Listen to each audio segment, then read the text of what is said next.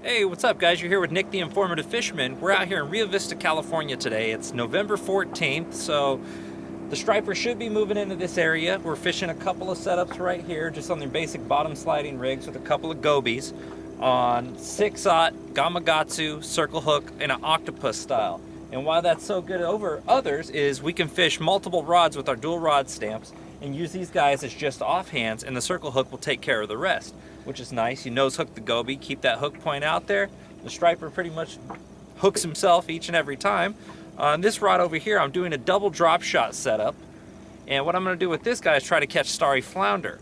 Basically a double drop shot's just like your standard drop shot with Palomar knots tied on each one of those. And I tie a half hitch onto my pyramid weight. And the reason why you want to tie a weaker knot on the bottom, let's say I get a fish on and he drags it over into some timber, my weight will break free and I'll still be able to land the fish. I'm here for the fish, not the weights. Let's see if we can get some fish on film for you.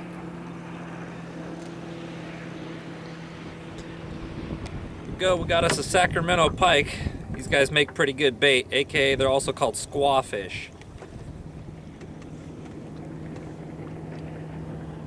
Well, as soon as we got out to Decker, we threw down some chicken livers to try to attract the stripers, and just like that, we already hooked up with two. We released a short one. This is about 16 and a half, so he's short as well, but hopefully we'll get some nice keepers on video for you. Let's go, boy.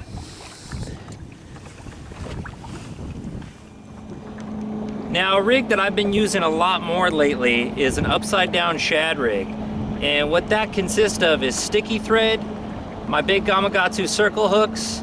This is actually a 6/0 right here, and I put the hook upside down so the line end towards the eye is pointing towards the tail of the shad. So when they consume it head first, that circle hook will have a much easier time hooking them in the outside of the mouth. So I pinch the sticky thread in behind the fish. I merely put the hook right to the side of the fish, and I go right over the gill plate. I go over the gill plate usually about 10 times to where you can see it really starting to fasten down. Then I go loosely around the rest of the body, just down, just securing it in place, work it all the way down around the eye, and then around the tail, I go around about 6 times. I hold the sticky thread, and I pinch it off. Now, as you can see, the shad hangs like that. The circle hook's completely exposed, so as soon as they engulf that, that sticky thread's got a lot of give, so the hook's basically just a hook by itself, and it's gonna get them right in the corner of the mouth. You know, 8 out of 10 times, which is much higher hookup percentage than your standard J hooks. Here's a 19-incher here we just landed. Oh, and it looks like we're getting picked up on the Kuma over here. No, we're just drifting. 19-incher here. I tell you, they don't have teeth that are gonna get you, but they do have thorns right in their fins there. You know, the top of their dorsal fins. It will split you open sometimes, so gotta watch your grip.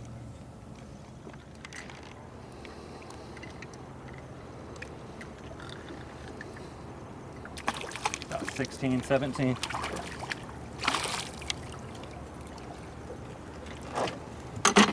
Not bad.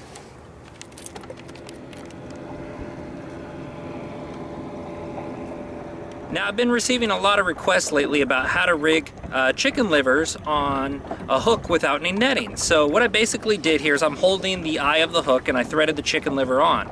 In between my index and my middle finger, I'm pinching this sticky thread right here, which is a nylon thread that's stretchy. This particular brand's called Magic Thread, and I'm pinching it between my fingers like here.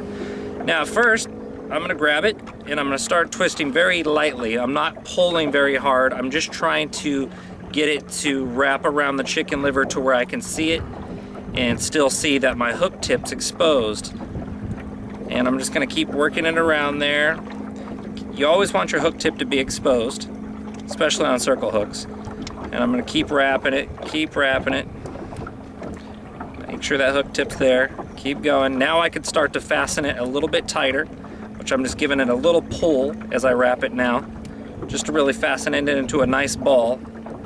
Then, after I get it back through there, I'm gonna put it between my ring finger and my middle finger and fasten it down and pull it just to break it off. And you can see right there, it's completely secure. And the old sticky thread, a lot of people have a problem with that on the hook. What I tell in between applying it, slide all the leftovers above the eyelet to the hook, so your fresh bait's always right there, and this will act as chum the rest of the time. And if they bite on it and you keep missing hookups, check your bait, because probably you've either gotten picked off right here. But this system works a whole lot better even than with using a J hook. You set the hook and the liver's gone. This way you just start pulling on a circle hook a little bit and it sets itself. You don't rip the liver off the hook.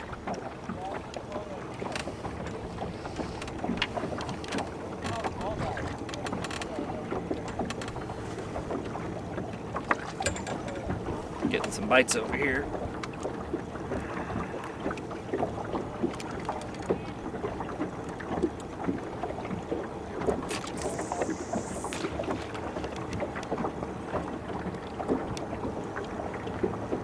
Always close the bail with your hand. You want to prevent backlash on a spinning reel.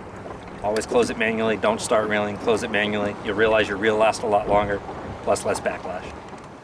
So it turns out we did come a little bit short of our limit, but we still got 3 nice stripers. Had a great day out there. The weather was very permitting. Fantastic, sunny, beautiful. Got the girls inside making up the rest of dinner. We're gonna flay these guys up and have a good night. I'm Nick, the Informative Fisherman, and we'll see you next time.